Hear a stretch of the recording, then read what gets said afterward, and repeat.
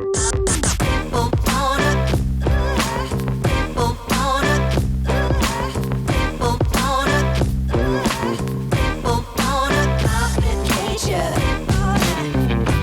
is just being earnest on the quarantine side of the game. Yes, it is. And I think we have a special guest rolling through right now. Yeah, there he is. Round of applause. There he is. Round of applause, round of applause. the legend himself. Mr. Davey. Radio 1 top 20 greatest black disc jockeys of all time. Yeah. 2011. I'm not sure where I like the placement on that, but he's on there. Award winner. You just got the Black Bay Area Journalist Lifetime Achievement Award. Yeah.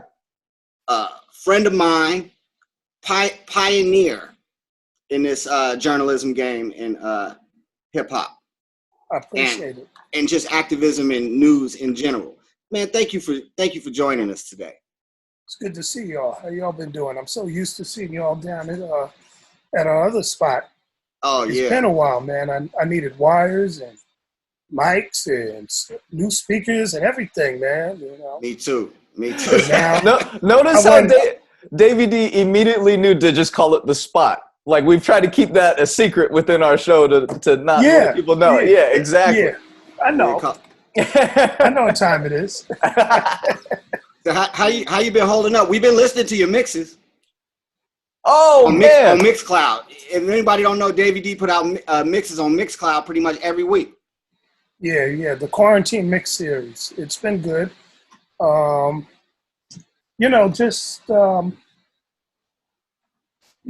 Playing around a little bit and just deciding, since I'm not doing regular gigs,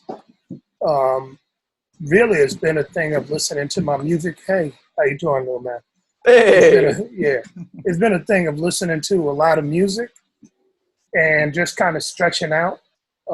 So some of it is kind of like, okay, I wouldn't play this at a gig, but I'm gonna play it while I'm sitting here listening to all this music and I just enjoy having it. fun. Yeah. So it's been good. I think that's probably how everybody feels. Like, oh, I wouldn't go to the club and listen to this, but man, it's grooving right now in the house. Well, you know what I think it is that in I want to say Gip from Goody Mob. He did a little post a couple of weeks ago, and he was saying a couple of things that made sense. He said, now we don't have an industry that can bombard us and have held us captive, because the places that we would go to get music, they don't have control of it per se. So, if we got in a car, there'd be a billboard for, whoever they're promoting, $1 million blitz campaign. You turn on the radio, that artist is on every station. You go on YouTube, they're controlling the algorithm. So, you could be listening, looking up your grandma, and all of a sudden that artist is going to be sent to you as a suggestion, right? But the crowdsource industry is kind of disrupted. It's upside down, and it's not working for us anymore. And so people are kind of, discovering on their own, like, I don't have the pressure of having to keep a dance floor packed. So, I don't have to go, okay, what are they playing on the radio, or what is everybody kind of into? Be like, what, I really don't like that artist. I only play them because that's what they want to hear. And why they want to hear it is because they're stuck in a commuting system, or their time is limited. So it's kind of force fed on them. But if you kind of listen to like a lot of the DJs now, even if you go to people like Manny Fresh and them, a lot of the stuff is not being played that you would hear at a club. Right. Like the Post Malone, and, not to single him out, but, to be honest, I ain't played him. And I hear a lot of folks, they ain't really played him. You see what I'm saying? And it's kind of like, I really do like this James Brown record. I really I really do like these people from England, and you know what? I'm going to play them now. and hopefully, you know, the listeners' tastes have expanded, and we get used to it. And to their credit, people who have been afforded larger platforms like D Nice and others, they ain't played all that stuff. Right, So D Nice playing everything. Oh yeah, yeah, but he's playing everything, but he's kind of keeping it in a classical groove, though. You know, right. You're right. He's playing a lot of stuff. Like, yeah, he'll do an 80s set. He'll do a crossover. You know, so you might hear some new wave. He'll play some New York style funk and West Coast funk, but he's not going to that typical top 10. I have heard a set where he's done that. Right. You know, he might drop in something here and there, but he ain't really staying in that pocket for too long. And I think what's happened is that people have realized, and hopefully those artists have realized, that their microwave product really needs to be cooked. When they say let it cook, you know, I mean, for them it means let the music play, you know, let the music play, let it breathe is what they say. But it would also be like, hey man, take some time, really take into account what's going on, and put out something of quality and not of quantity. Totally. Do you think that this is going to destroy this quarantine? Not to cut you off, but do you think this quarantine and the way we're receiving our music now from D Nice or from you or from Manny Fresh or from Lord Finesse or anybody like that, do you think that's going to kind of change things for terrestrial radio?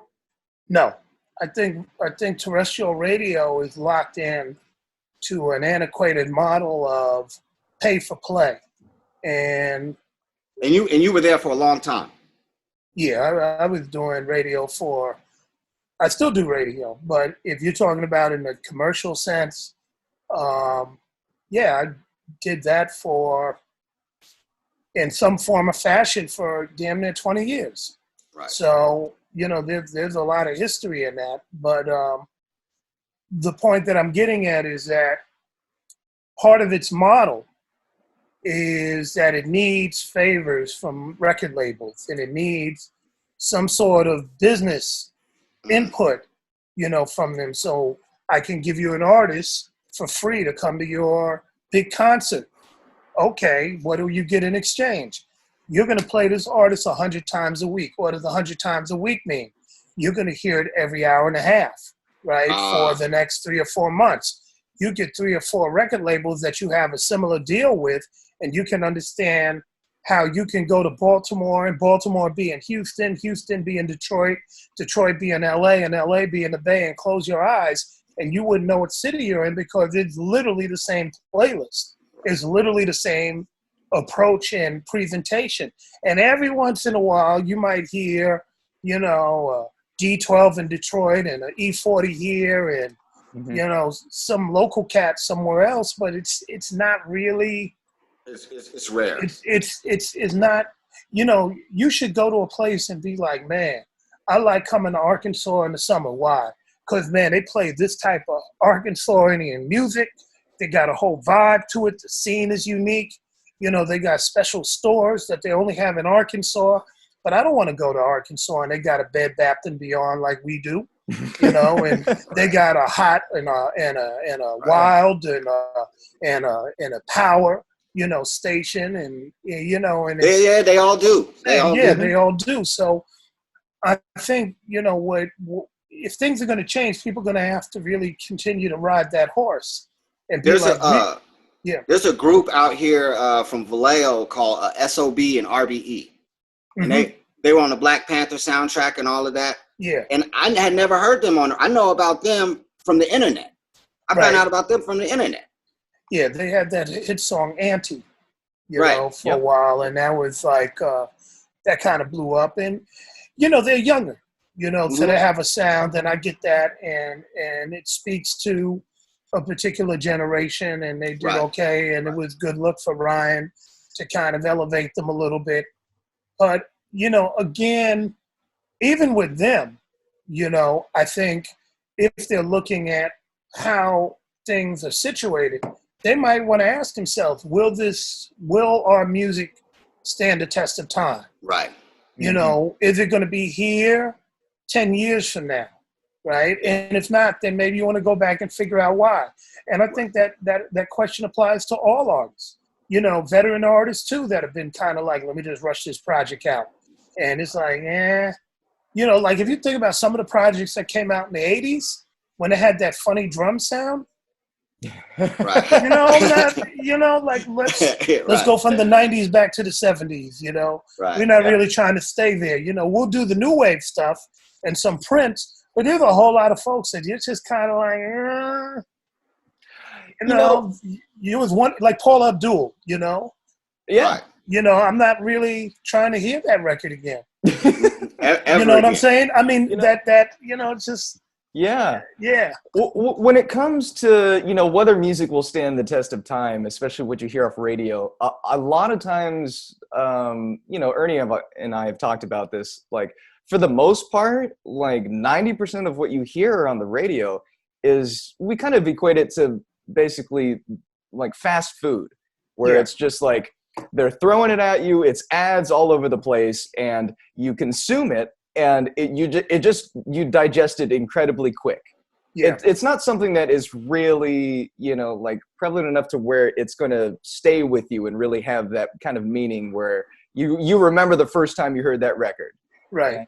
And things like that, which was, you know, it was really great to hear your quarantine mixes, because I was hearing everything from like Kool and the Gang all the way to Crooklyn Dodgers, all the way to I remember hearing a song by Kamaya. It was the song and everything. All different eras, but it was jamming. You know what I mean? And Thank you. Yeah. Now, can we just stick real? I'm sorry. Can we just stick real quick on the DJing thing? Because you were there at the beginning, and I didn't know this until I was older. That you're a Bay Area legend, but you were in where are you from originally? The Bronx. The Bronx, where it all started, the Mecca. Yeah. Mm-hmm. And what was it like to see Grandmaster Flash cutting up? Well, man. The first time I saw him was at Bronx High School of Science, and that's where I went to school. And they did a party there. The tape of that party's online right now. It was dark. There was no lights, no trestles, none of that. There was a lamp, you know, that was over the table. And there were 3 crowds that were there. One crowd was standing there, myself included, watching the Furious 4. It wasn't the Furious 5 MCs. It was Mr. Ness, who later became Scorpio. Okay. It was Kid Creole. It was Melle Mel, and it was Cowboy. And those dudes were bigger than life. I mean, you were standing there and you were just watching them MC. And they were going and going, right? And, you know, the rhymes, you know, I was an MC back then, so there's certain little things that they did, you know, like a lemon to a lime to a lemon, I'm on a rock and we go to heaven or something like that, right? Or lemon to a lime, lime to a lemon to a lime, gonna rock the mic, gonna stay on time. You know, little limericks like that. Those are old rhymes that everybody has, but then they put their own flavors into it. And then they started doing routines that were unmatched. And so people were standing in front of that rope just watching that.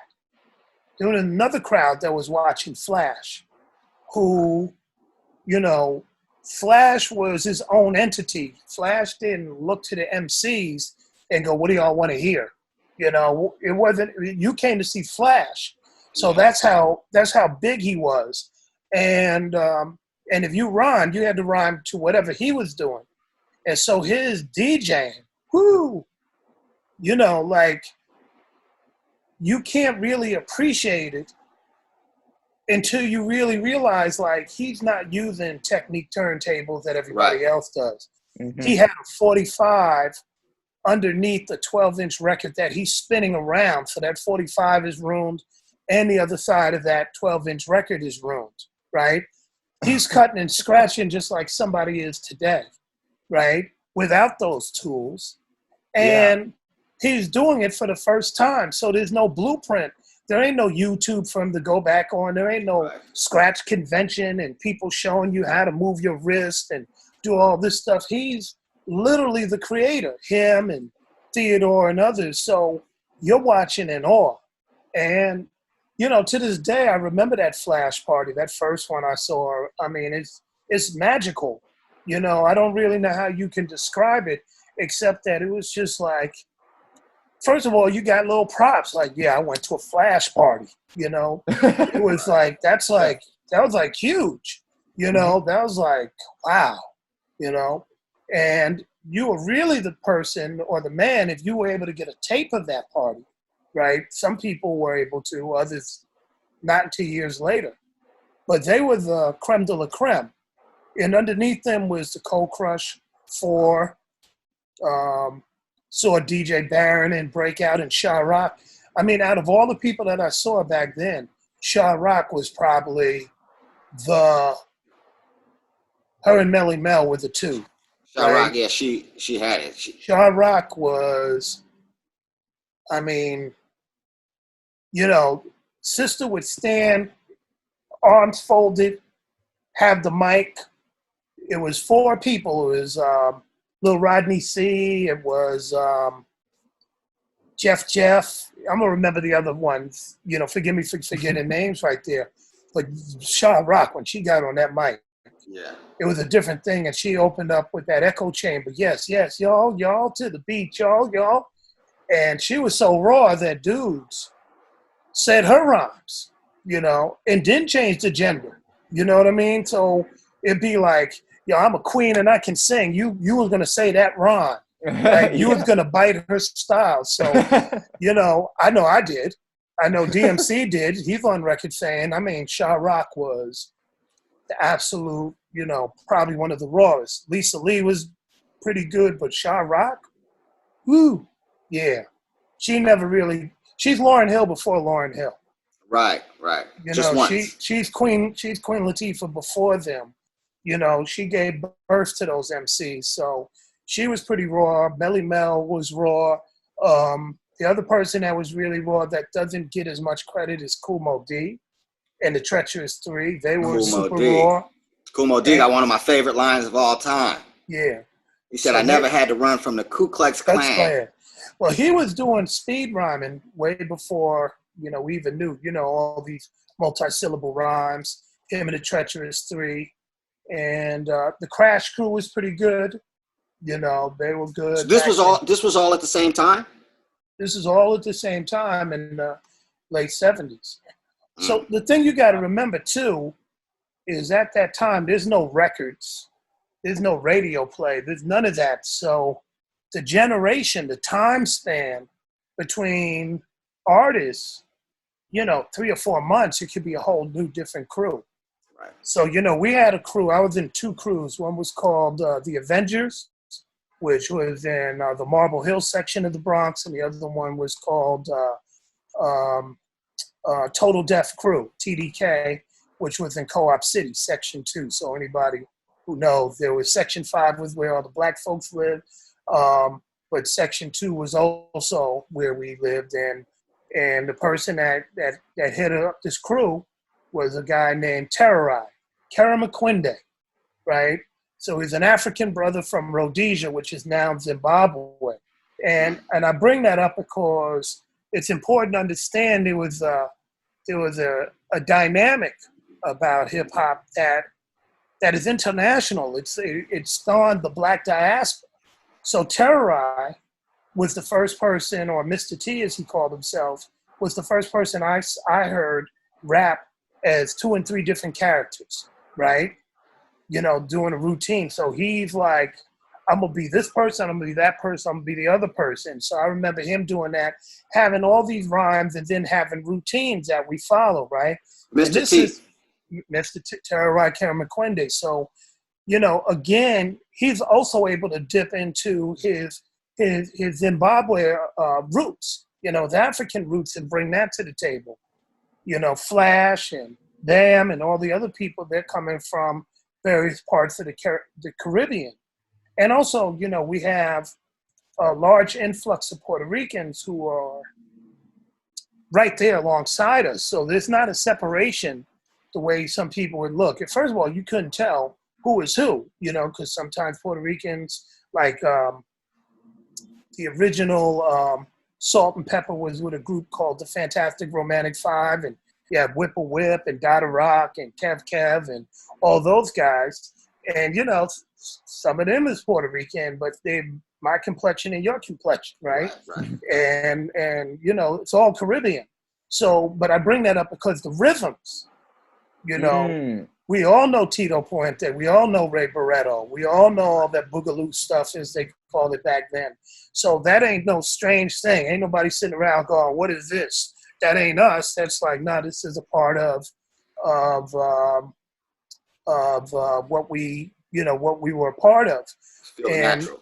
So it's natural. And so those rhythms were part and parcel to the overall experience. So I think a lot of people brought stuff to the table. Then, of course, there's Black folks born in America, many people coming from the South or having roots there. And there's a New York sound and a New York rhythm and a New York musical legacy that's also brought to the table.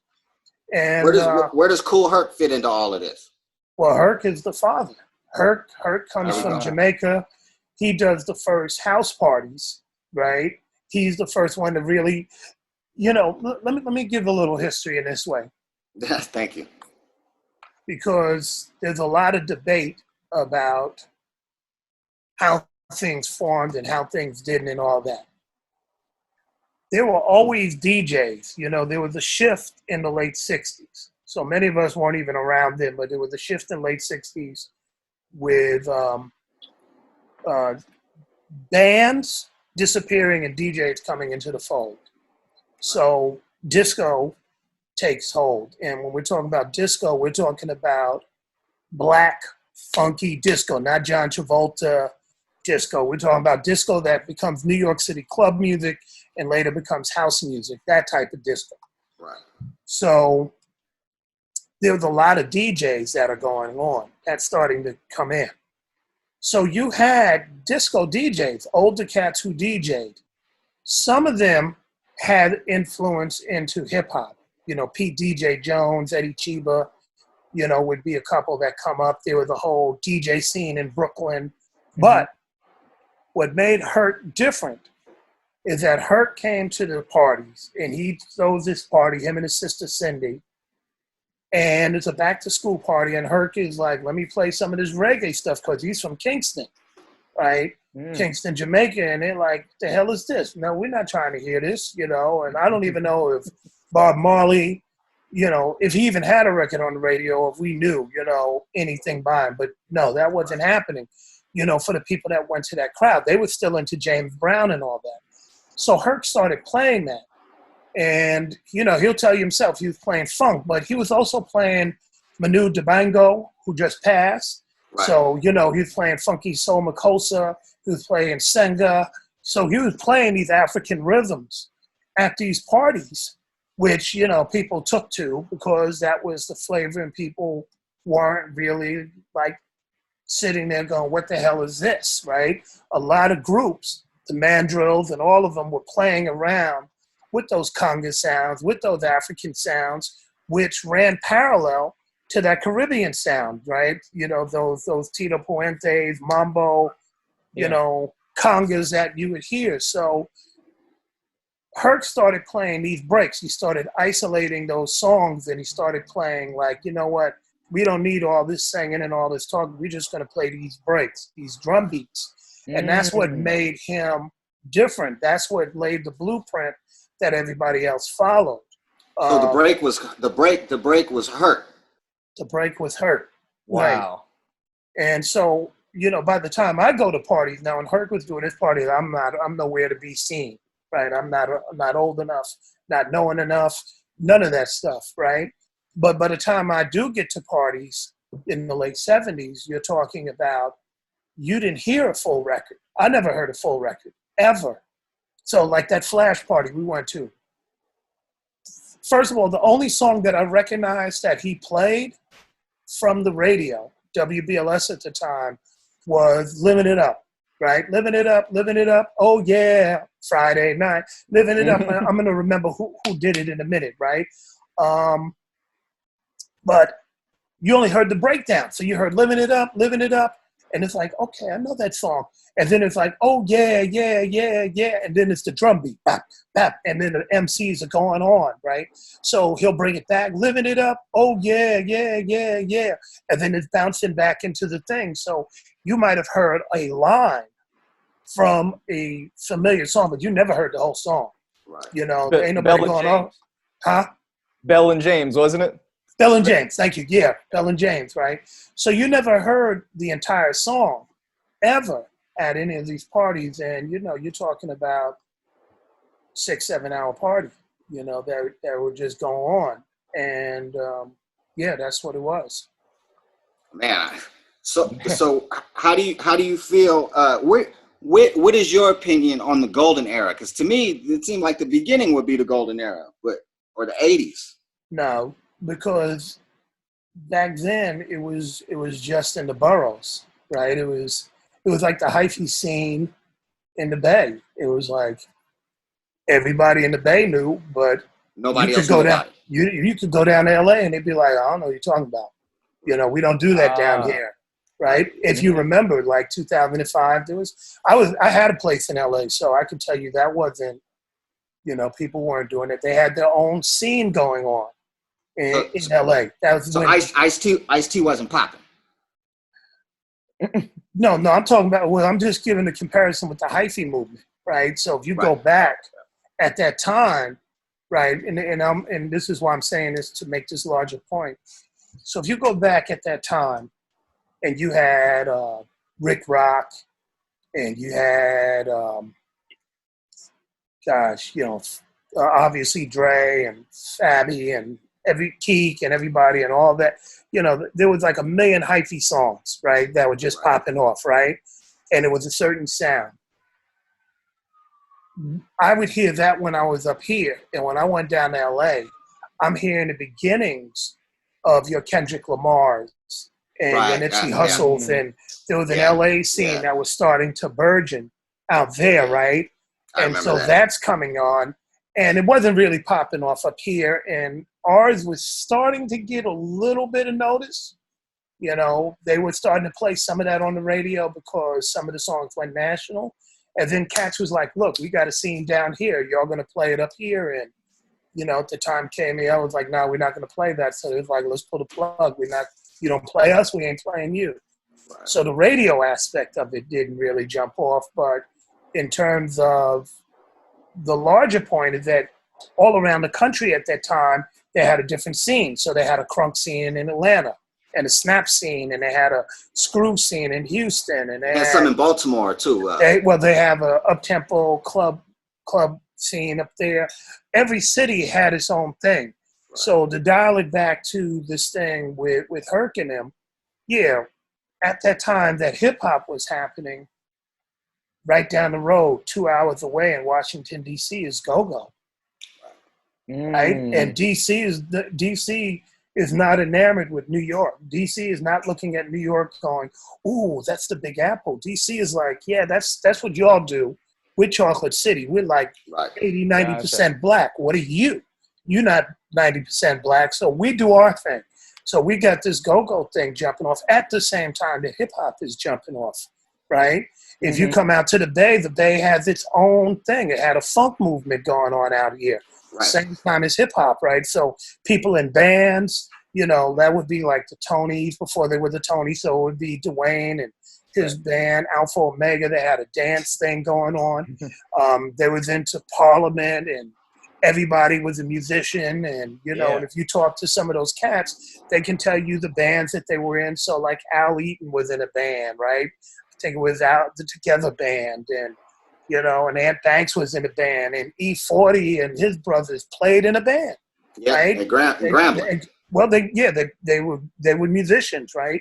So in Grambling and Short played, and, you know, so there was musicianship that you didn't have in New York at the same time, right? Same time, Yeah. you know, these are going on.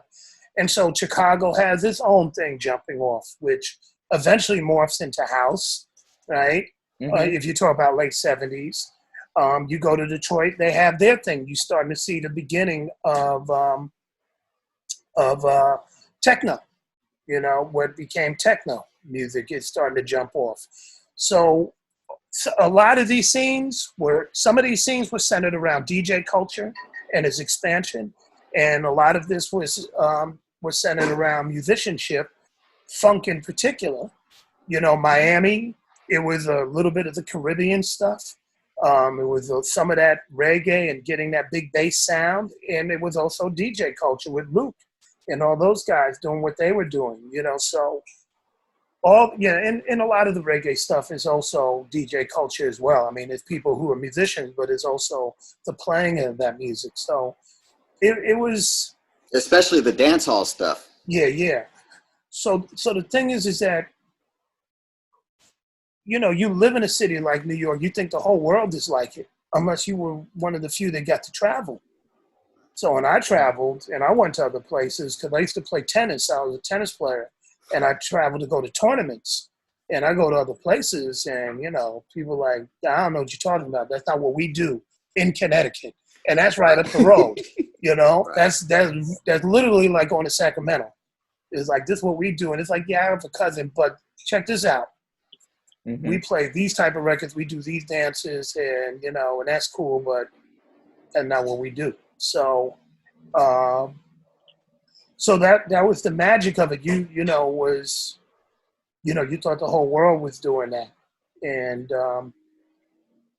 I want to say by 1979, a lot of that was getting ready to die out. It was almost over. That scene was pretty much dead. It was kind of like, you know, then they've done that. And we're talking about, if you're talking about my involvement, you're talking about within a year and a half of being involved. But it's, This is pre-Blondie? Yeah, pre-Blondie and all that. So we're talking about within a year and a half of being involved and being in crews and all that, that scene was dead as a doornail. Like, you know, and then that summer, Fatback Band put out a song called King Tem III, which was kind of like, I mean, it was cute. It was like, you know, somebody who rapped like a radio DJ. Hey, everybody, I'm here to say, you know, that sort of thing, which people weren't doing at that time. And it was the Fatback Band. It was like, you know, I've heard of them. You know, we might play one of their records as a breakbeat, but it didn't catch on. But when they did Rapids Delight that came out that fall, that changed the whole dynamic. It was like a shot heard around the world, because when we heard that, the first thing that came up, depending on who you knew and what you knew, you heard him spell out the CAS, the NOV, the F, the LAY. So Grandmaster Cass, right? Well, there was also a crew called the Casanovas. And the Casanovas were Flash's protection. The Casanova, you went to a Flash party, the Casanovas would stick you up if you were wearing certain types of clothes. You know, so the Casanovas were basically, they were a gang on Webster Street, and, you know, and they were Flash's protection. So, you know, when you went to a Flash party, first of all, you weren't going to run up on Flash and take their equipment ever, right? You know, there was only one group that could do that, and they didn't, because they were on a whole other page, and that would have been the Zulus, right? But Casanovas was like, you know, that was, you know, that'd be like if you went, you know, back in the days when Felix Mitchell was here and you had all that 6ix9ine mob and all that, right? That would be like, this is your crew. Like, well, everybody's going to leave them alone. So that's who they were. And there was a guy that headed up the Casanova. His name was Tiny. And sometimes they called him the Casanova Fly, right? So because he's head of the Casanova crew. So when we heard that, some people were like, oh, the Casanovas put out a record. So keep in mind, because nobody ever heard these people before. These were unknown people. Yeah, So again, like, record. yeah, it'd be like if you put out a hyphy record and it went #1 and people are like, who's Ernie? You know, like your friends know who you are, but everybody else be like, there's Short, there's 40, there's Peak. Who's this guy? It's Ernie. You know, Ernie from the spot, you know? Yeah. So when we heard these things, that was one part of it. It was like, first of all, they were rhyming in a way that people were no longer rhyming. The rhyme styles had advanced, so they were going back. So it was like, who are these guys? And why do they sound like this? But they're on a record, right? So you're like, this is a record? And so it's like, who did the record? And it's like, I heard the Casanovas did a record. So the Casanovas, and they're calling themselves Sugar Hill Gang, so you're thinking it was Casanovas. And the reason why is because when you listen to the old tapes, including the tape from that Bronx Science Party, you will hear part of what Flash's crew always did is they shouted out the Casanovas. So you hear Casanovas all over, Casanovas all over, so they would shout it out. So so hearing, you know, Casanovas being shouted and them actually doing a song wasn't so far-fetched. Other people that were more deeper into the scene also knew that Grandmaster Caz called himself Casanova Fly. And they recognized Caz's rhymes. So there were people like, hey man, is that Caz? Don't sound like Caz, but it's Caz's rhymes. Right. And he's spelling Caz's name. So you had certain types of confusions depending on who you talk to. So there was like, I think that's the Cold Crush doing those songs. They don't sound like them, but they got his rhymes. And then you thought it was the Casanova crew doing that. But whatever the case, it got everybody into gear. So my crew, you know, got back into gear. And the goal was like, can you make a record? Can we do something? Can we get these routines down? Like, how do you make a record? You know, how do you figure that out? Was, you know, because you're still talking about people 13, 12, 13, 14 years old. So, you know, it's, so you're not even adults or anything like that. You at that age at this time? Around that, yeah. Okay. Probably, you know, first year in high school or something. So, you know, that's where we're at. Yeah. Yeah, Larry, you know, going back to like hearing something for the first time, like, I mean, you were pretty much there for the dawn of a genre, or the dawn of like the movement that would, you know, stand like the test of time and spawn all these different things. And I mean, you know, like in terms of the Chicago, like for instance, the Chicago house movement, like Larry Heard, also known as, you know, Mr. Fingers, he was, you know, doing the house scene, and then at a certain point just was like, okay, so how do I make this?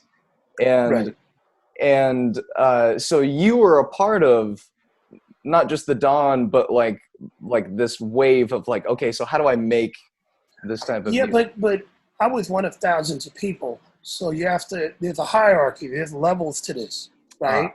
Mm-hmm. I'm in a crew, but everybody's in a crew, right?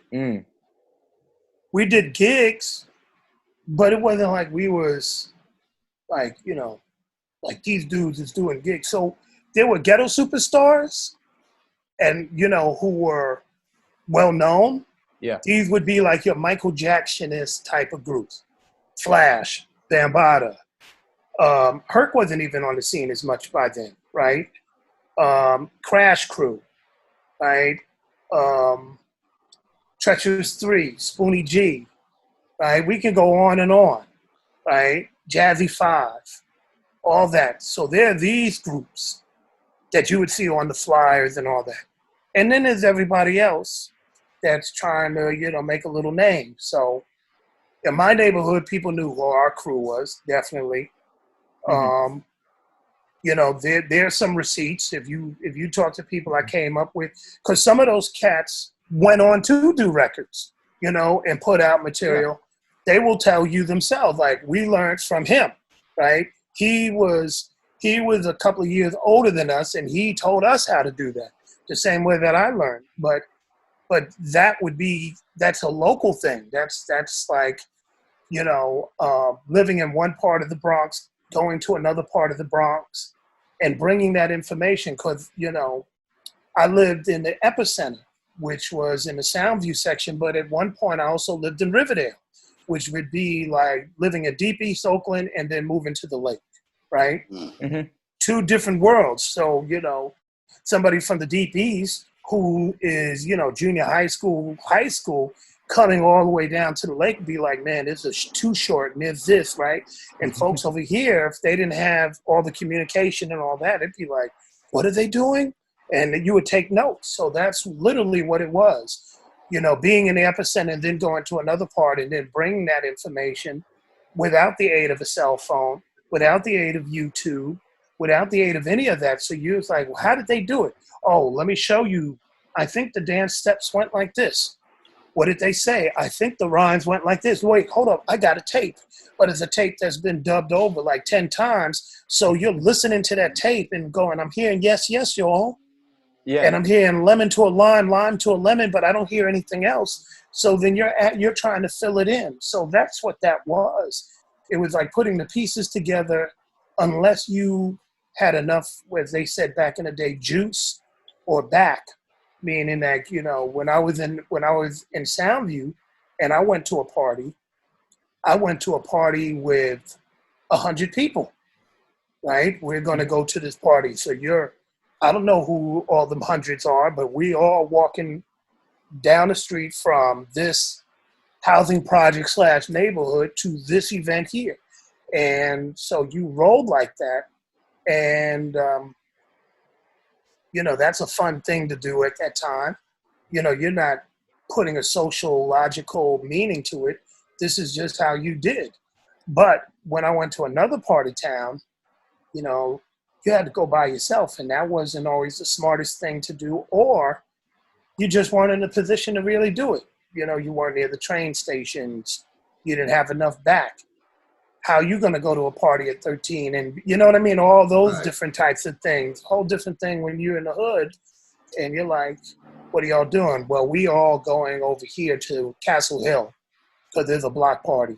And the whole neighborhood is going, right? So, the Bronx is divided into housing developments and projects, right? Mm-hmm. And so you're talking about, each project, if you look on the map, you can see that they're pretty big. So I lived across the street from Soundview Housing Projects, which is a bunch of buildings about 12, 14 stories tall, but there's so many of them. So I live right across the street from that in a housing project called Sasquatch, right, off of Rosedale Avenue. Soundview to me is so big that I actually forgot that part of the projects was right alongside the water. So, you could be right into these projects and be like, there's like a little water there that goes to, and it's like, oh yeah, but that's like 10 blocks down, 4 blocks over. And it seems like a whole other world, even though it's the same housing project, right? And that's just one housing project. Mm-hmm. Then you still got Bronxdale, which is now Sotomayor Projects, which is even bigger. And you got Stevenson, and you got Monroe houses, and you got Parkchester, which isn't a project, but it's a huge, enclave. And you have these are all different crews coming out of different buildings with different styles. All that, but because each project gets its own land, right? Each project is a huge neighborhood onto itself. Some housing developments are so big that they have their own high school in it. So, like if you were in Co-op City, which isn't a housing project, right? It's a apartment development that had more than 100,000 people there, right? Yeah. It has its own high school. Truman High School, I believe, is what that was. Right across from Co-op City is a neighborhood called the Valley, which is all black, which is an enclave onto itself. But then you had Boston Secor housing projects, which is one set of housing. And then you have Edenwald, which is huge, and it has its own scene there, but it also has its own police station inside the housing project just for Edenwald because it's so big. So, you know, each housing project, it's like you know, especially when you're that young, is like its own thing. Where I lived in the other part, in the Riverdale section, I lived in a place called Skyview. So my building's there, what are we talking about, 30 stories high, 26 apartments on each floor. So I show my class the building, like this is where I lived, right? And what people did for fun, you know, like we go out on our terrace and throw eggs from the 20th floor. The 19th floor is what we lived on, out into the parking lot, not knowing that you could literally kill somebody. Or what other people did was climb from one floor to the next on the outside of the railing. So that was your thing. Like, you know, Ernie, it's your turn. You're going to climb from the 18th floor to the 17th floor, right, on the outside railing. Yeah, so, you know, you had cats hanging out on the ledge, you know, walking with one hand. I mean, just, you know, stuff like God exists. God really does exist, because nobody I know lost their lives doing that. How do we get from the hip hop You Don't Stop of 1979 to The Message? How long does that take? Well, you're talking about within a period of 3 or 4 years. Okay. Not even that, maybe 3 years, 79, 80, 81, 82, right?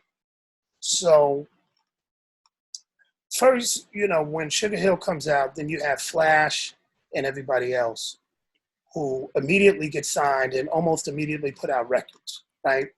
And now hip hop is legit, because Sugar Hill was like, who are these guys? But when Flash and them did it, it was like, it's legit, right? Because those were the creme de la creme. And they have a number of records that come out almost immediately, one after the other. It seems like every 3 or 4 months. So with each record comes an advancement in terms of style, in terms of people who are now on the scene, people who have access, people who are talking about actually doing something. And Flash and them, by this point, they're traveling, they're touring, right?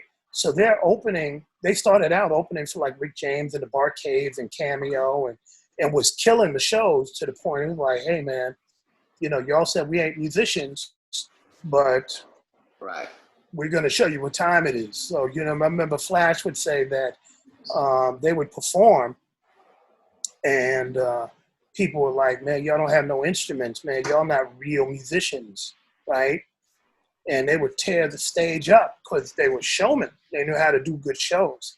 And they say they would knock on the door, the dressing room door of the bands. It'd be like, good luck, because they had worn the audience out, you know, and the audience was excited to see this thing.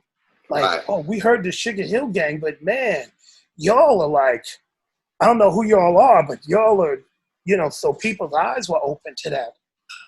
And so they were out of town a lot. And they were putting out these records.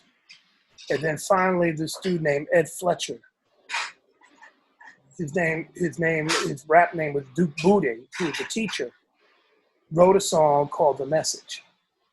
And Sylvia Robinson and them said, well, why don't we do a song that has this message in it? And Flash and them were like, nah, because everything was up-tempo by now. They were like, everybody wants to dance. We're not trying to do that. But Mel did. Mel said, I'll do it. And so that's why he's the only one rapping on it, you know, in that song. And he does the, you know, and Mel adds his own line, which was from another routine. A child is born with no state of mind, blind to the ways of mankind. So that whole thing, you know, immortalizes, you know, not only a reality that a lot of Black people, especially in New York, were living and going through, but it also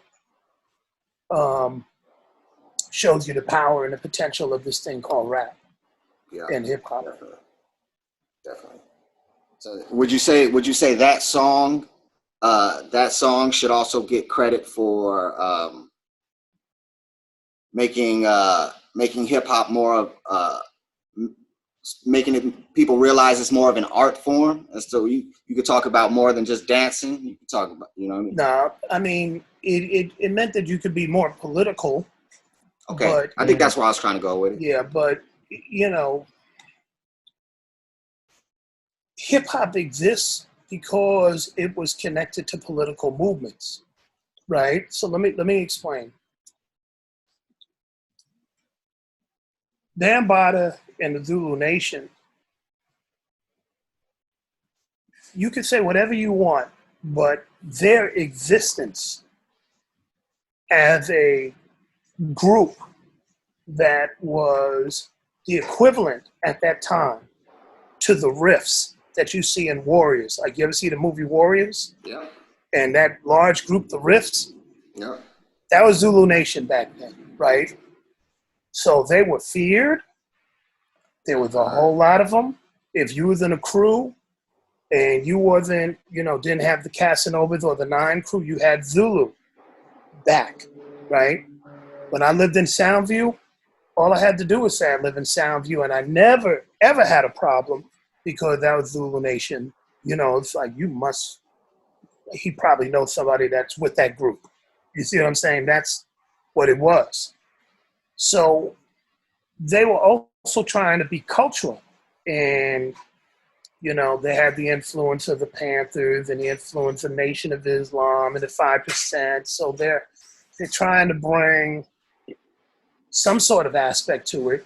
They're also trying to bridge gaps. So there's an intentional, like, let's bridge the gap between blacks and Puerto Ricans at times, more along the gang lines, because it was never really, when I came up, some crazy race thing, but along gang lines, they're playing an important role. Things like that. Yeah, they're playing an important role, building off of what the Ghetto Brothers had done maybe 4 or 5 years earlier, you know. So they're bringing a cultural aspect to it, and that becomes something that I think is important in the evolution, you know, because one, their existence allows a lot of doors to be open that normally would be shut. So, perfect example is when we did parties, we had Zulu protection. So that meant we could do our parties. And I'm sure there's lots of other crews that had similar type of situations, right? Where, you know, somebody's like, you ain't setting up in this park. Yeah, we're going to set up in this park. Says who? Well, you're going to talk to Doug and these guys who are Zulu Kings, and they're going to make sure. See, that little thing becomes an important thing. The second thing is that New York is very, very segregated. So you can't go outside of these neighborhoods. I mean, there are Italian neighborhoods. It's like a Little Italy in the Bronx. On Arthur Avenue, there's Pelham Bay. There's all these places where there was like white dudes, Italians in particular, and Irish, that, you know, were on some kill black people stuff, right? Kill the niggas. That's how they saw it. So these big crews, you know, were a repellent to that. So, you know, I remember one time my sister went to Catholic school, and she was being racially harassed and all that. And I went to junior high school not too far from her, and, you know, came over there with my boy, and he had all these Zulus. About 200 people showed up at the school, right? And it was like, you know, on Johnson Avenue. So people who knew where that was, it was all Irish. But here we come 200 deep on some, like, yeah, anybody, you know, just on the strength. It's like, why are we here? We here because we heard these white boys was getting crazy, and that was just a reminder, like, if there's any problems, right, this high school here or this junior high school here will be back. So just to show you how that goes, the next week, these white boys show up about 200 deep. And so it's a back and forth. So there's a dude named Dave. He gets into a fight with one of them. He beats him down. And these cats is following the bus because they have cars. We can't drive. And, you know, and they're shooting people with pellet guns. So it's like that type of situation that exists. So it wasn't all cool in a lot of these neighborhoods, except Manhattan. So, you know, there was always racial hostility. And so these big crews, if you're young and black, in many ways, they were your saving grace. It's like, yeah, you know, like I have a deep appreciation for them because when my sister was being harassed, they came down to the school. Zulu Nation. Or you know, people connected with that on something like, you know, I mean, it's a neighborhood thing, really, what you're talking about. It just, absolutely. You know, I mean, it's like a neighborhood watch, almost on a lower level than what the Panthers were doing. Yeah. I know when our equipment got stolen. So, you know, we had a DJ that lived in Marcy Projects. His name was Steve. And his name was Steve. Yeah, everybody hyphenated their name. Dave, D, Don, Steve, right? Davey Domino. Yeah, well, that's later. But he lived in Marcy Projects, and he was our DJ for the crew, the Avengers, that we had. And so we never went out to Brooklyn. I mean, that's like being in Oakland and then being like, okay, we're gonna go do these gigs down in Santa Cruz. You know, I mean, it's like a lifestyle away, right? Mm-hmm. It's a long train ride. Brooklyn got 4 million people. It's its own, you know, it's like, why are we going there? But people knew of Marcy Projects, not because of Jay-Z, but Marcy Projects was just one of those, like, my mom was like, you don't ever go to Marcy Projects. You don't ever go. So my mom had moved out to Cali by then, and I was in New York pretty much on my own, like, senior year. And, but my crew went. They went to do this party in Marcy Projects because Steve set it up. So I had all these records, all these break beats. Gave it to the crew. They went, did the party, killed it. People loved it. End of the party, Cats is like, man, we love what you did. You know, this is great. We know you know Steve. Steve's our guy, but check this out. We're going to need them shoes. We're going to need them coats. We're going to need your equipment. They took everything. They took Cat's shoes, took their jackets. It was in February 1981 that they did this. In Brooklyn.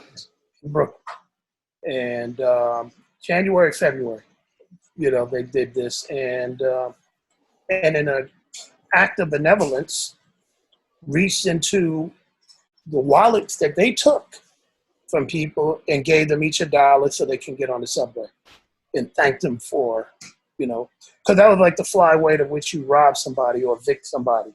Like, I'm gonna be like a benevolent. I'm gonna be really nice. Like, I'm gonna give you your money.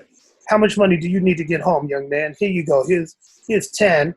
Let me call you an Uber and punch it in on your phone so you can go home. You know, and so yeah, they took everything. And I came back when I came. Well, I didn't go that night, but the crew came back and it was like, man, they took all our stuff. They took your records, and so that Zulu back that we had went out to Brooklyn the next week, and equipment was returned. Oh, I don't know if it was our equipment, but they had equipment for the crew. I never got my records back. Right. Oh man! And I was salty. About that for years, man. You know, like even the first time I met Jay-Z, it was like, hey, man. You people stole my records. You told him his people stole. And he's looking at me like, what are you talking about? But, I mean, that's just the way things were back then. You can kind of laugh at it now, but them records, man, was golden. I had every breakbeat that you could think of that came out at that time. Oh, and those were kind of expensive. You go to a place called Downstairs Record on 42nd, which then was called The Deuce, and 42nd was not it wasn't the Disneyland type of 42nd. It was like the Deuce. That's where all the X-rated movies were and all that. But downstairs in the subway station was a place called Downstairs Records. Hold on 1 second. Let me just get my kids. Hey, come on down, please. You got to eat. Thank you. And I'm on the phone, please. Is your sister there? Make sure she's coming down, please. Go upstairs and get her. Tell her to come down, and to be quiet as she comes down. It's the life of the pandemic. You know, you got to share space with everybody. knows. I know. Yeah, you know Ern. So when you graduated high school, did you come straight to the Bay? 2 days after graduation, I was in El Cerrito, California. Talk about a culture shock. Why did you come here? Well, because of my age, one. So my mom was my legal guardian. She had already moved out here. So I was actually, in theory, a California resident in New York. Nice. So because of that guardianship and that status, I got accepted to a few schools. One of them was Howard. But Howard wanted $5,000 on top of financial aid. Cal Berkeley was damn near free when you think about it. Say that again. Cal Berkeley was free. Well, it was, I mean, you're talking about $200 a semester, something crazy like that. It was. I mean, that's nothing. Yeah, but back then people were like, "Hey, man, it's $200 a semester or a quarter." I think they were switching from quarters to semester, whatever it was. So Cal was, you know, I didn't have too much of a choice. My mom was like, "You'll be here," you know, going to school, and so that's what I did. I came out here, but literally 2 days after graduation, I was in El Cerrito, California. You talk about culture shock, right? You talk about, you know, all the things. And within on the third or fourth day, because I went up to Cal to, I think they had like a summer bridge program, so I was in that. And so I went up to go see the campus. And, you know, we didn't have no car, nothing. I don't know how to drive. And so he was like, you take this bus down here, and it'll take you, I think it was a 72 on San Pablo, right? So the funny thing is that I'll never forget was moving out here. At that time, there was all the stereotypes about gays, right? And so New York's like, you're moving to San Francisco. I heard, man, there's all these people out there, man. Watch out, you know. So that's how people watch thought out right there, right? You know, there was no sensitivity. I mean, you know, people, teenagers and all that, right? Mm-hmm. And so when I came out here, first people I see on the bus were these cats with long nails and long ass hair walk on the bus. I'm sitting on the back of the bus. And I remember I looked and I was like, that must be them. That must be what they're talking about. I kind of look and I look away and I look back and the cat's just staring at me like, oh, did he just look at us? You know, because now I don't know the rhythm or none of that. I just knew that energy was like, yo, he just looked at us. So, you know, I'm looking the other way out the window, turn back around. You they still looking at me like, yeah, they still looking at me like, yo, you know, like they having a discussion. Like, do I need to get my nails dirty with this cat? You know, you could just feel that energy. So I did the right thing, man. You know, I went to the front of the bus next to the bus driver. Right. And was just sitting there, like tripping, like, yo, these dudes with long nails and long hair was, you know, like they had hood energy. Right. And I remember talking to my boy, you know, there's payphones. Like, man, did you see them people out there? And I'm like, man, I seen something. But man, I'm not trying to say nothing. I'm minding my business. I don't know what's going on. So obviously, them were Richmond players. You know, that was the back then. Right. Yeah. They sound like pimps. Yeah, I would have got smoked before that was even a saying. So, you know, but that was my introduction to California. Man, I love hearing this all of this, even all of the New York stuff, because somebody like me. When I was a kid, Davey D was already Davey D. You know, I think I might have been 5th, 6th grade or 4th, 5th grade when I started listening to the radio and recording mixes and stuff like that. Okay. And Davey D was always in the mix. You get Davey D and Franzen and Chewy and all those guys, but you were always the guy. I don't know about that, but I appreciate that. Yeah, so it's just real good to hear the story, you know.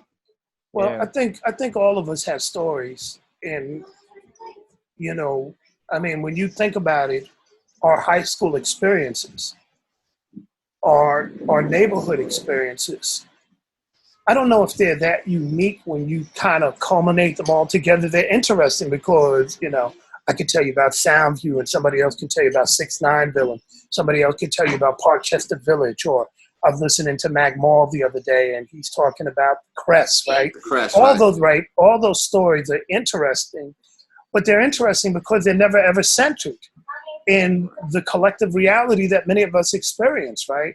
We all grew up in black neighborhoods / the hood. So there's certain things that we can all laugh at. You know, there's every neighborhood got a Debo, right? Every neighborhood got a crew, right? Every neighborhood got these funny stories that, you know, that you could tell. Like, I went to the grocery store and this happened, right? We all have those stories, but they're never ever allowed to really be expressed undiluted, right? It's like, okay, we're going to put it in the movie, but we got to add a white savior, you know, figure. Right. Or we got to, I told you about that, Daniel. yeah, we got to tone it down, right? So there's things that you're like, I like the story, but you know, that wouldn't happen in the city of Detroit, right? Like, I like the story, but you know, like, you know, West Side Story, like, ain't nobody tap dancing and singing and doing all that sort of stuff. Right. You know, I mean, there's a reality to it. Yeah, there's a dividing line, but you know, but that dividing line really was a lot more brutal than portrayed in the movie, right? And it was brutal in the point that people, you know, probably to this day be like, man, you know, there's animosity, but there's good animosity. There's a good reason for that animosity because there was nothing nostalgic about it, right? It was like, we moved into a neighborhood and you tried to make our lives a living hell. And there's no coming back from that from the people who had to experience it. So, you know, my sister, there's no coming back from what she had to experience when they were calling her all kind of, you know, N-words and chasing her home from school. And, you know, there's no like, let's sit down and love each other when, you know, when you know, you're being chased, not by your peers, but grown men, right? You know, older people that were, you know. You're just a kid. You're just a kid. So, yeah, so, you know, I don't know what their tip was, but I know what we experienced. And I think a lot of people understood that because of that sort of adverse scenario, there's a certain type of camaraderie and a certain type of appreciation that you can have for those who are able to hold it down in your neighborhood, you know? Who somebody on the outside be like, oh man, you know, these people, they were kind of rough and rugged around the edges. Now, them people was the reason why we could go to school safely. Right. You know, them cats that you thought that you might have called thugs and hoodlums, you know, hooligans when we was younger. You know, them the guys that made sure that, you know, we was cool. Like, I went to Bronx Science. Right next to Bronx Science was DeWitt Clinton High School. Right, Red Alert. All them cats went to that school. They're older, but that's where they went. But that school was a mostly black school, right? But in the neighborhood that we went to school in, if you were there after 5 o'clock, you know, you had them Irish cats to deal with, right? And they would be 100 deep, and they would show up and mob on you like there was no tomorrow. But check this out: if we decided to stay late, and DeWitt Clinton had a basketball game, and we all mob into the train station at the same time, there's a deep appreciation. Like, yeah, right. DeWitt Clinton, right? Because one thing, even if people were in different neighborhoods, one thing you understood is that you didn't like racial oppression, right? You didn't like that. And it's like, everybody's going to come together and rebuff that. And so that was a big part of what we were dealing with coming up. So I really appreciate you sitting down with us and giving us this history lesson. It's just my experience. It is your experience, but the experience coming from firsthand knowledge of somebody who was at these parties and saw the evolution of this art form that everybody loves so much. And what I was wondering is, you know, recently we quarantined. That's why we have to do the interview this way. Mm-hmm. But you know, the coronavirus taking people out, and it just took out Bronx native Fred the Godson. Yeah. And I was wondering, should we try to make it more of, because hip hop seems to be able to make everything cool, you know. I was wondering if maybe there's something we could do to make health and wellness being cool, you know, making, you know. Well, I think hip hop has always done that to a certain degree.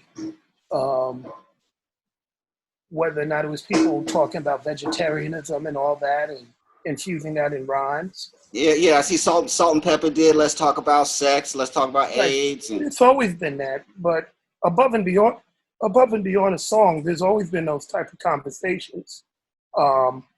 Bishop Lamont, you know, Larry June, you know, people like them were always doing that health stuff, right? Of course, Stick from Dead Prez has entire albums dedicated to health and well-being. Absolutely. So there's that. The question is that the challenge that you have is that there's a reality of us living in communities that healthy stuff is not as accessible as it should be. Desert, what do they call it? Desert city? Food deserts. But it's not just food deserts. You know, can you actually go to a hospital? Do you have health care? Right? Mm-hmm. And on top of that, do you want to go to a hospital where they treat you like a number? You know? Like I've gone to, you know, hospital over here, Kaiser sometimes, and they're like, hey man, something's wrong. And they're like, well, you're just getting older. And, you know, you go to Walnut Creek, San Kaiser, and they're like, hey, something's wrong with your shoulder. You got this. And if you keep using the shoulder, we're going to have to give an operation. Well, he just told me I'm getting older. And you're telling me, it's like, well, no, you're not old at all. This is, you know, so that health disparity really exists. And people bring in sometimes a lackadaisical attitude. Sometimes it's a cost-cutting situation. Like, I can't really recommend what I need. Like, I messed up my ankle. You know, my ankle felt like I broke it. And I went down to Kaiser, and they're like, well, you know, we got this, you know, this corona thing, so we can give you a crutch. Yeah, they didn't even give me an x-ray. You know, you talk to somebody else, and it's like, hey, you better hope it don't heal wrong. So this has been like a month, and I'm just barely able to walk down the stairs, but, you know, I can't run on it and do all kind of stuff. But, you know, the hospital that's nearby tells me they can't do nothing. But we pay, you know, money for that. So, you know, in another part of town, they're like, well, come on in. Let's fix this. Let's give you a brace. They told me they didn't have no braces or anything. So you're kind of on your own. So take somebody, and I'm somewhat successful in what I do, and I have access a lot more than most. That's how I'm dealing with it, right? So what happens with somebody who, you know, been drinking soda all their life, you know, and corn and Doritos in the morning because they don't really have access to food and Kentucky Fried and all that, and they just been a steady diet of that. And by the time they're 20, 21, they got diabetes. Right. You know, they got hypertension. They got all these things that have kicked in. Without even being conscious of it. Without being conscious of it, not knowing. And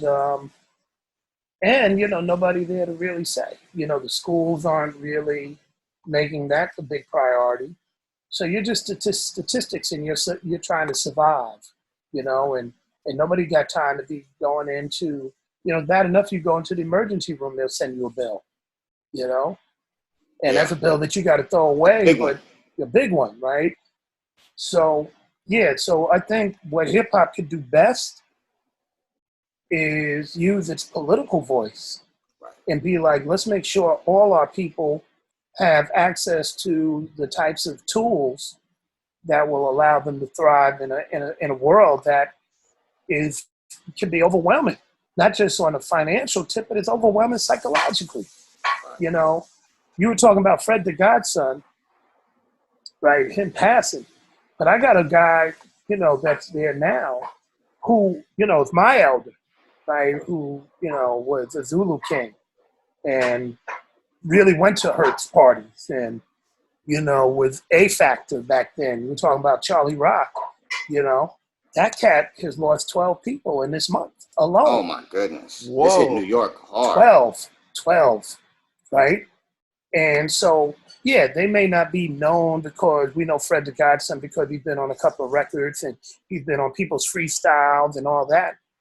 But, you know, some of the names that he dropped were legendary in those neighborhoods. Like people like, what? It's like, he's gone. And, you know, maybe 9 out of those 12 is from the corona. Wow. So, you know, and while you're dealing with that, while you're watching people deal with that, you got folks walking around talking about, man, you know, I'm a free thinker and it's fake. And do you know if they really went through it? As if people who are, you know, who are intelligent, who are street savvy, who have been around the world, you know, in terms of life experiences, are going to sit there and deal with death and not get the information that they really know from trusted sources, as if, you know, they're just sitting back and they're, well, this is what they told me and I just soaked it up. No, they, you know, folks were fighting to save the lives of their friends and you know, nobody, we're living in an age where it seems like everybody thinks everything is fake. Nobody trusts anything anymore. Well, that was part of the president's agenda to do that, cast doubt. So when you cast doubt, then when he redirects you to some place like Alex Jones, for example, then people are going to believe him. So, you know, those protests where people are like, we don't need to wear a mask, they'll reopen the states. That's all Alex Jones. He played a big role in that. From InfoWars. InfoWars, right? And just to show you how much we soak it in, you know, let's say during the Obama era, there was a lot of black people that was riding hard with Alex Jones. Yep. And it'd be like, and when I first got hit to him, I said, man, he seems like he's pretty sharp until I went to Texas. He did that Farrakhan interview, I think. Yeah, but then when you're like in places where there's a brown population, he's out of Texas, you realize and like, oh, this dude, he's on the other side of the issues with them. If they're trying to shut down a detention center, right, he's sitting up there trying to keep it on. The guy who's against government, right? If they're trying to say, you know, open up the borders, he's like, let's close the borders. So he was racist then. And I remember telling people like, yo, that dude's a racist. Oh, no, he did the Obama deception. And it's like, yo, that dude's a racist, right? You know, he's really racist against brown folks. And some people are like, well, that's not my problem. But it's like, yeah, but his racism is not one where he's like, we have kinship because we're black. It's just like, these people in my face and I don't like them, and y'all ain't in my face, but when the minute you're in my face, I'm gonna hate you too. So he was trying to play one off the other. And then later on, you know, you started to see like, oh, he's backing the police while you all are fighting against him, right? He's against Black Lives Matter, you know, all those different things. And, you know, the last time I saw him up close was the 2016 GOP in Cleveland. And there was the Young Turks. Yep. So he got into a beef with the Young Turks. So the footage of that is one that I actually filmed because I was talking with Sank and them when he came over and started kicking up dust. And that's when, you know. How are you always there? They were literally next to us when he came over. And, you know, because I was broadcasting from there and, you know, you stay alert. Go to the GOP convention. See what this is I mean, about. we were there. We were there covering it. But to make a long story short, on that footage, you know, you see him. He's like, man, these people, man, they're supporting a cop killer, and they need to go. So he was talking about, you know, Young Turk supporting Mumia. Out in Cuba, right? No. Oh, no, Mumia Abu-Jamal. Yeah. But, you know, whatever the case, his animosity towards them was racially tinged. And now it's pretty clear that he's like that. But yeah, he had everybody on, you know, and folks weren't trying to hear that until it was way too late. They validated him, but I knew he was an outright racist from jump because I down in Texas and got to see it. Like, yo, that dude is not, he ain't your friend, man. Right. He's not your friend. But anyway, he's the one, he's one of the people that was leading the charge, putting the word out on behalf of this administration to go in and early on and too. early on. Yeah. But you know, to reopen. But let's look at this politically. So there's three things that can happen when you reopen in some of those states. One, if we go, Ernie, man, we know the virus is still out there, but we still need you to come in and sweep these floors. And it's like, yeah, but I don't want to do it. Well, Ernie, you're not going to have a job and you're not going to get unemployment. So you need to come in because we're open. So now you're putting yourself at risk. So most of these people that was out there protesting, they're not going to be sweeping the floor like you. They're the ones that own the building. Well, they're going to go away somewhere and be safe and let you go up there and be the guinea pig. So you're going to get sick and be in a situation like they had the dude in Amazon where he caught the virus, had to go home for 2 weeks, and he didn't get no pay. You see, those types of things is what they're about. So they really want these black folks and these brown folks to be back to work, doing all these essential jobs so they can earn their money and not be exposed at all. And so that's one of the reasons why they're pushing for it to be open. Doing all the work they don't want to do. Doing all the work that they don't want to do, yeah. And they don't want you to get any sort of benefits and, you know, and all this other stuff. And so these governors are like, man, if we give away too much unemployment, we're going to go bankrupt. So let's open up the economy and let's see. Okay, we got all these people, janitors, maids, sanitation workers, you know, they go through the whole list. It's like, oh, there's just some black folks. Let them do them jobs. Let them go in the fields and pick their lettuce, you know, for our brown folks. And yeah, you know, we'll give them some money. Now, we're not going to spend money on masks. And if they die, we'll just get somebody else to take their place. That is like the penal leasing system all over again with a different name. Yeah, and you know, a lot of these places are totally overlooking the fact that there's always a second wave for every pandemic, a resurgence that comes back, and the you know, the GOP, they care about pretty much kickstarting the economy again, but not just overlooking the cost of what that's. Well, they could kickstart the economy if they just gave everybody the money that they needed to live. There you go. If you just said like this, if you looked and said, okay, I'm a rent payer. Ernie's the landlord, you're the banker, right? Mm-hmm. So I go to Ernie, I can't pay rent. And Ernie goes, okay, no problem, but I got a mortgage to pay. So Ernie goes to you, the bank that is worth $15 trillion, and go, Ernie's not going to be able to pay the rent for the next 6 months. You, the bank, should be able to go, Ernie, don't worry about it, man. Take a year, pay, you know, start, you know, you still owe the same, still owe us $100, but we're just not going to connect anything for the next 10 months so you can get back on your feet, right? Yeah. Now we're going to send you these stimulus checks, maybe $1,200 a month, maybe $2,000 a month for the next 3 or 4 months. So that means I can go to the restaurant down the street. I can make sure, so money's circulating. I can put a little bit of money away until I get my job. But I know for this next 6 months, I don't have to worry about rent, and Ernie don't have to worry about mortgage, right? So all of us have a little bit of money, and you are big enough because you're worth a few $1 billion that you can take that hit. And even if they do give some money, yeah, you gave the money, but it trickled down. Like, okay, you know what? I'm going to pay my employees with this, but I'm not going to collect no money from Ernie, you know, via Dave for the next 6 months until we could get back up. That's how you could have just did it. Just time shift everything. They Seems logical. They didn't want to do that. They didn't want to do that at all. So they gave out these $1 trillion, you know, 2 or 3 of these $1 trillion packages. But the thing that we got to ask is that in giving that, was that money supposed to be salaries to be kicked down so that we're all good? So remember, a lot of people got laid off, but these businesses got, you know, they got this money, or workers are furloughed. So you got $1 trillion. So operating costs. So what is operating costs? Operating costs should be to make sure that Dave and Daniel and Ernie went to work or got paid. That should be the operating costs. Yeah. But no, they just got this money, and we're furloughed, collecting collecting unemployment, which is going to bankrupt a state.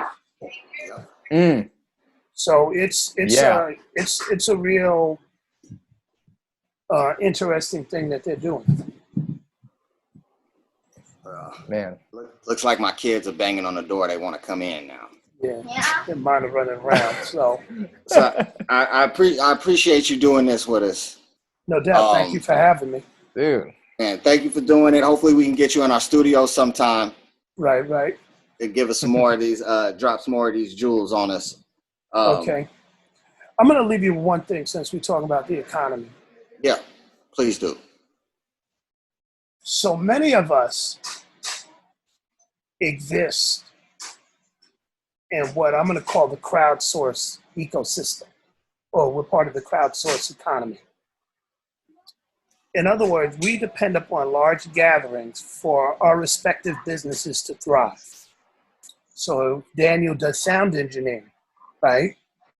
He needs events to take place so he can go and wire sound. If I'm DJing, if that's my main thing, and trust me, I lost lots of money on that alone, right? Mm-hmm. I'm dependent upon a crowd.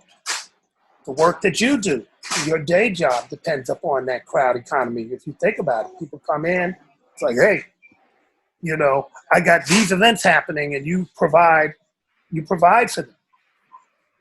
That's done in theory for about another year and a half. Everybody connected in that crowdsource economy is upended. And ain't no stimulus checks. Well, the stimulus checks coming for the owners of venues and the owners of businesses that may provide for those venues, right? Mm-hmm. So in other words, if I'm the owner of the Warriors, I have a tech firm, so we'll get stimulus money for that. But we're telling our players they got to cut their salary in half, right? Mm-hmm. And everybody else got to be laid off. So, you know, you get somebody like Zion Williams, and he's like, I'm going to pay the salary of these workers that, you know, sell ice cream or whatever, and where he's at. But the $1 billion owner of that team didn't offer to kick in. Think about that.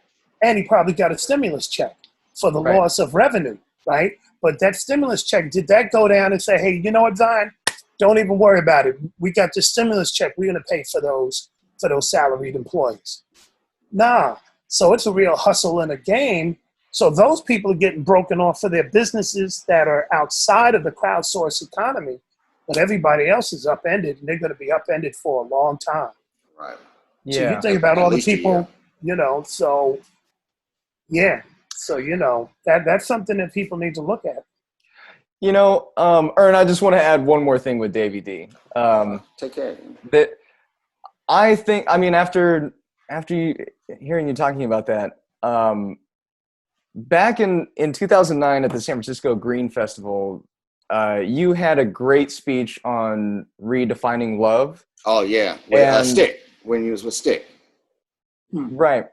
And it was, I'm paraphrasing your words, but my, you know, interpretation of it was that love is more than just, you know, like a flame between two people. It's more than the love and affection that you have for your friends and your family. Love can be much bigger than that. And it can be basically an uplifting love that you have for, you know, your fellow woman and man, and basically an affection for your community that it's not just, you know, not just helping them, but learning from them too.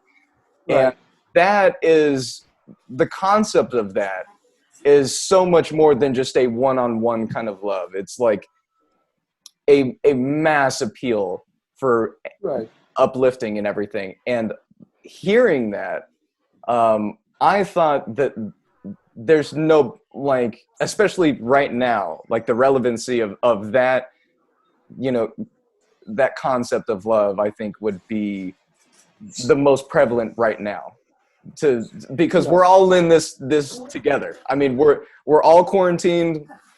Tons of us are without a job.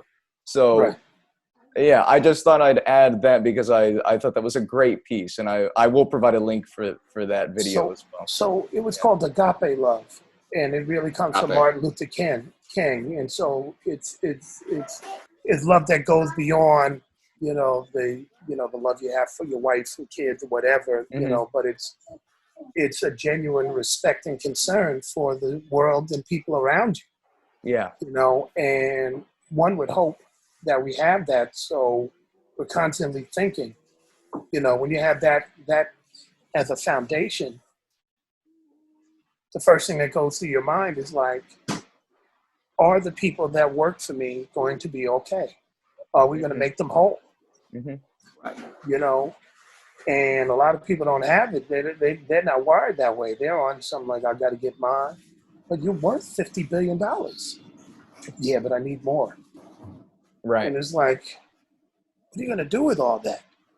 And so then you got to wonder if their goal is to see other people suffer.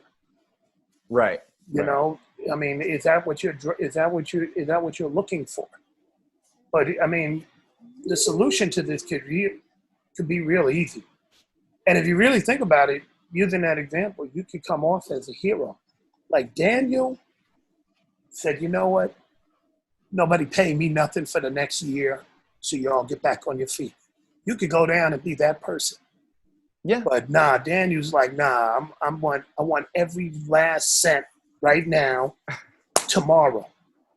And it's like, but Daniel, nobody's working. I don't care. Then I'm suing and I'm owing and I'm gonna own. So you got that sort of viciousness that exists with folks, and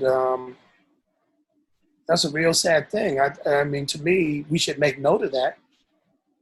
We should make note of the people that think like that, and appropriately pay them back later in life.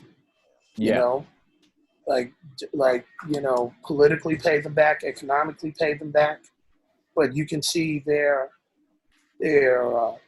toxic way of thinking is something that's going to harm people for generations.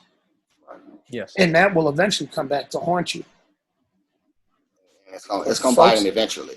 Yeah, because folks are going to be resentful.